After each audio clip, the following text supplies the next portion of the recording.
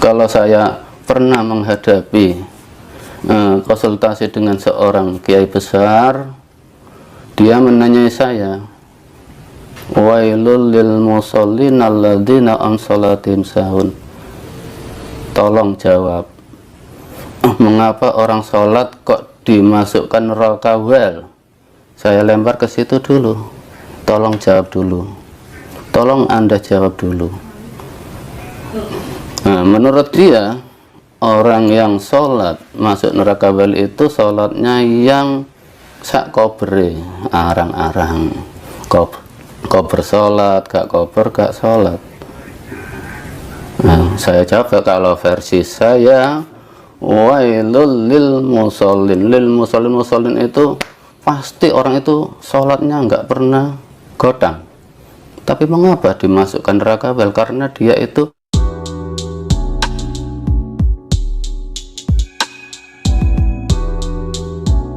kan ada 4 gerakan nih, Mbah. iya, Ada berdiri, ruku, sujud, Iya. dan duduk tasahud gitu kan. iya, Itu kira-kira ada makna filosofisnya sendiri nggak secara Ada. hakikat? ada. Gimana, Mbah? Sholat itu untuk menghadap Allah. Sholat itu sifat. Sholat itu sifat.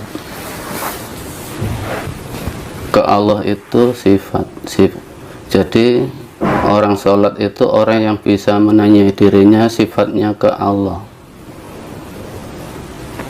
Kalau Nabi Muhammad bersabda, al ulama warasatul anbiya. Yang dinamakan ulama itu orang-orang yang mewarisi kelakuan para nabi. Di situ tidak satu tapi para nabi. Semua nabi bisa ditiru untuk menghadap Allah. Cara sholatnya Nabi Adam itu hanya dengan berdiri. Di situ nggak ada baca-baca, tapi niatnya hidupnya untuk Allah. Kalau Nabi Nuh sholatnya dengan duduk tahiyat. Oh, sholatnya Nabi Nuh dengan duduk tahiyat. Di situ pun menyerahkan hidupnya pada Allah. Kalau menghadap Allah. Kalau Nabi Ibrahim itu sujud. Itu pun untuk menyerahkan hidupnya pada Allah. Kalau Nabi Isa rukuk. Jadi mulai berdiri sampai sujud, yang saya jadikan kelakuan untuk saya. Di saat berdiri, di saat saya jaya, kaya raya, senangnya luar biasa diberi kesenangan Allah, sadar itu Allah yang memberikan, tidak membuat saya lupa pada Allah. Di saat saya terpuruk sujud, jatuh ke tanah, sadar yang mendaki saya jatuh Allah, tidak akan saya buat jauh ke Allah. Itulah filosofi sholat yang sudah menjadi kelakuan untuk saya. Berarti kita di dalam Islam disuruh puasa, disuruh zakat, disuruh sholat, semuanya itu sebenarnya tujuannya untuk latihan supaya kita berperilaku baik kepada sesama atau bagaimana? Di situ ayatnya as-sholatu lidzikri. Nanti sholat itu untuk berzikir. Zikir itu untuk apa? Untuk menghadap Allah. Hidupnya ini diserahkan ke Allah. Jadi yang dari Arab itu jangan dibawa tradisinya, tapi bawalah sarinya. Sarinya untuk sholat itu untuk menyembah Allah. Dalam hal menyembah Allah tidak harus seperti orang Arab. Kalau memang orang Arab harus begitu, kita orang Jawa punya keyakinan sendiri. Kita orang Jawa punya keyakinan sendiri. Dalam sholat itu untuk menghadap Allah. Apa kalau hanya berdiri, hanya duduk, hanya tidur tidak bisa untuk menghadap Allah? Apa yang rukuk sujud berdiri itu pasti menghadap Allah? Tidak. Jadi kita tanya hati kita, sifat kita di waktu sholat itu, yang melakukan takbiratul ihram, yang melakukan rukuk sujud itu asli hatinya untuk Allah apa enggak? Kalau saya pernah menghadapi konsultasi dengan seorang kiai besar, dia menanyai saya, wailul lil musallin alladzina an salatihim sahun. Tolong jawab, mengapa orang sholat kok dimasukkan neraka well? Saya lempar ke situ dulu. Tolong jawab dulu. Tolong Anda jawab dulu. Nah, menurut dia, orang yang sholat masuk neraka well itu sholatnya yang sak kobere, arang-arang. Kober sholat, gak kober gak sholat. Nah, saya jawab, kalau versi saya, wailul lil musallin. Lil musallin itu pasti orang itu sholatnya nggak pernah godam. Tapi mengapa dimasukkan neraka well? Karena dia itu alladzina an sholatim sahun, di dalam sholat itu lupa, tidak menghadap Allah. Bah gini, saya meyakini ya bahwa ketika seseorang itu levelnya sudah tinggi ya, entah itu level spiritual atau level beragama, maka dia tidak akan pernah membenci siapapun. Dia akan mencintai siapapun tanpa syarat. Mencintai siapapun tanpa syarat. Betul. Apakah itu sebagai perwujudan bahwa sesungguhnya orang itu sudah bisa bermakrifat, atau memang sudah bisa memandang seluruh makhluk itu serupa dengan dirinya, merupakan wujud dari keilahian, atau bagaimana, Pak? Kalau versi saya, yang nggak ada urusan sama marifat, ini saya katakan lagi, Al-Quran itu bahasa sifat. Ayat pertama yang Allah turunkan pada Rasulullah, yang harus dilakukan Rasulullah adalah Iqra bismi rabbikal ladzi khalaq. Iqra, bacalah dengan membawa nama Tuhanmu yang sudah menciptakan. Jadi di sini Rasulullah menerapkan kelakuannya apa? Dia hanya bertablek, ditolak orang macam apapun, sadar Allah yang memberikan watak dia. Iman itu hak Allah, bukan saya, hanya bertablek. Jadi tetap kita sayangi mereka. Iya. Cacat apapun mereka, itulah pemberian dari Allah kok kelakuan mereka. Kita tidak bisa merubah kelakuan mereka, yang merubah Allah. Iman itu hak Allah, bukan kita yang merubah. Jadi mereka tetap kita sayangi. Kalau sekarang ini nggak iman, siapa tahu lain waktu iman. Kalau memang sekarang ini dia tidak iman, siapa tahu anaknya iman. Tetap kita hormati pendapat mereka, keyakinan mereka, kita hormati. Mereka tidak harus yakin seperti kita. Kita hanya mengajak ke Allah. Kalau ditolak, ya silahkan. Allah aja sifatnya berkehendak, bukan memerintah. Kalau Allah memerintah, sifatnya manusia. Contoh kru emas, ya emas perintah untuk mendapatkan gaji. Kalau Allah sifatnya memerintah, kalau tidak patuh, mengapa mereka masih diberi makan? Berhubung berkehendak, tetap mereka diberi hidup, diberi rezeki, diberikan mobil, walaupun nggak iman. Tapi di situ i'malu ma'astutum ya selakonon sakarat tapi innallaha bima ta'maluna basir. Nah, di Al-Quran ayat itu terkandung faedah istidraj dalam ilmu sorofnya. Apa? Dilulu, digonggong itu apa bahasa Indonesianya? Saya nggak tahu. Pokoknya dilosdol lah oleh Allah. Dilosdol oleh Allah.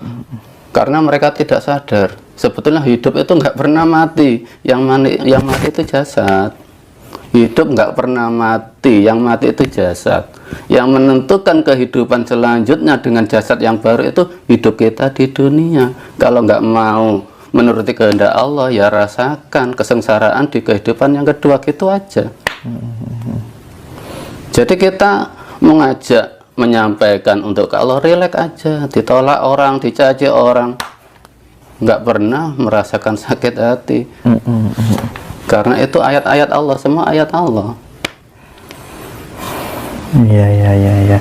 Bahwa seperti apa kemudian bentuk kehidupan yang kedua, yaitu urusan nanti. Urusan mereka. Tanggung sendiri. Iya. Berarti kalau panjenengan memanai hidup ini, sebenarnya yang paling utama kalau diperas itu apa kira-kira? Hakikat hidup itu disuruh apa kalau diperas? Diperas ya sadar kita ke Allah. Sadar kepada Tuhan yang menciptakan kita. Iya, kan dari ayat Al-Quran, apabila ayat Al-Quran dibaca akan bergetar hatinya. Mengapa bisa bergetar? Mengapa orang mendengarkan orang tadarus dibacakan ayat kok tidak bisa bergetar? Karena mereka memandang bacaannya tidak sifatnya Al-Quran. Sifat Al-Quran itu apa? Bukan bacaan tapi sadar. Inti Al-Quran sadar. Di waktu kita dihentak takdir yang luar biasa sakitnya, inilah bergetar, bergetar sadar, ya Allah jenengan ya Allah paring takdir ngaten iki lilo. Itulah bisa bergetar. Di saat kita jaya bergetar. Al-Quran itu sejalan dengan hidup kita tiap hari. Kalau dalam Al-Quran ayatnya gini, maaf ya kalau saya singgung luar sedikit aja. Umumnya kan orang itu kalau mengebabkan syukur langsung dipenggal tengah ayat, la in sakartum la azidannakum wa la in kafartum inna adzabil lasadid. Jadi mereka memahami bersyukur itu kalau mendapat kenikmatan aja, biar ditambah nikmatnya, biar ditambah rezekinya. Sekali lagi Al-Quran bukan untuk finansial tapi untuk iman. Awal ayatnya tidak dibaca. Awal ayatnya apa? Wa itta'adzana rabbukum la in sakartum la azidannakum wa la in kafartum inna adzabil lasadid. Wa itta'adzana rabbukum. Wa itu dikala saat ini, dikala saat itu saat ini, dan ketika saat hidup kita ini, itu saat ini, tidak nanti. Saat ini atas izin Allah hidup kita ini. Ta'adzana dengan izin Rabbukum itu Tuhan yang merawat kita. Robba kan yang merawat kita.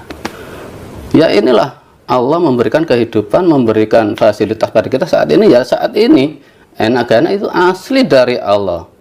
La in sakartum, kalau kita syukuri di saat kita misalnya enggak enak ini akan ditambah ditambah nikmat imannya. Karena ya Allah, di saat misalnya saya menanam padi, besok panen, malamnya dihabiskan tikus.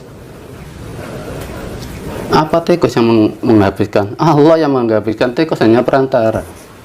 Di saat itulah itta'adzana, ya Allah dengan izin jenengan tikus ngentelasaken menghabiskan padi saya. Syukuri kembali, sadar. Kalau kita menempati sadar akan ditambah iman kita. Apabila kita kufur, inna adzabil adab, Allah akan sakit. Gimana nggak sakit? Besok panen sekarang ya, kaget nggak sadar kalau yang menghabiskan itu Allah tapi tikus, sakit jantung, mati. Kadangkala stroke. Inna adab Allah lebih pedih. Kadangkala ditakdir jualan sepi, nggak sadar itu Allah yang memberikan sepi. Mencari kambing hitam, akhirnya apa? Mencari amalan, mencari syarat, keluar imannya. Adab yang datang apa? Imannya hilang, jauh dari Allah karena tidak terima dengan takdir. Kira-kira ibadahnya Nabi Ibrahim dulu seperti apa kira-kira? Ya menyembah Allah. Dalam Al-Quran kan, dalam Al-Quran Nabi Ibrahim contoh pencarian. Dikala melihat matahari, dia mengira dia Tuhannya. Begitu matahari terbenam, saya tidak menyembah sesuatu yang terbenam. Di saat melihat gunung, ya gitu. Akhirnya turun apa? Ini wajah tu wajah lillati fataras samawati. Saya hanya menghadap pada Allah, baru bisa menghadap Allah dengan bimbingan Allah. Sholatnya Nabi Ibrahim kira-kira seperti apa waktu itu? Kalau sholatnya Nabi Ibrahim itu dengan bersujud, hanya bersujud. Bersujud ya? Iya. Bersujud. Tapi kan kadang tidak masuk akal ya jika kemudian Rasulullah menyepi, padahal itu adalah fase di mana kemudian ada anugerah yang sangat luar biasa yang diturunkan kepada seluruh umatnya, dan itu kemudian dianggap sebagai sesuatu hal yang tidak bisa ditiru gitu kan, tidak masuk di akal kadang Pak. Ya bisa ditiru, tapi alangkah baiknya yang ditiru itu setelah Rasulullah sempurna menjadi Rasul. Rasulullah sempurna menjadi Rasul itu setelah mendapatkan wahyu. Sebelum menjadi wahyu, belum menjadi utusan, masih orang biasa. Masih orang biasa ya. Namanya belum utusan. Iya. Oke. Disahkan oleh Tuhan menjadi Rasul itu kan, kalau tidak karena budi pekerti dan perilaku yang layak ditiru kan ya nggak mungkin orang bisa dipilih jadi kekasihnya Allah. Rasulullah itu hanya jalan keluarnya Al-Quran, contoh manusia yang melakukan Al-Quran. Makanya di usia 8 tahun dia dibersihkan oleh Allah melalui malaikat Jibril untuk menerima kemurnian Al-Quran. Di usia 40 itulah Rasulullah mulai menghadap Allah dengan kemurniannya. Iya. Kita tiru kemurnian Rasulullah. Rasulullah tidak pernah bersandar selain Allah. Kita tiru tauhidnya. Kita tiru Rasulullah menyembah ke Allahnya dalam kelakuannya, hatinya.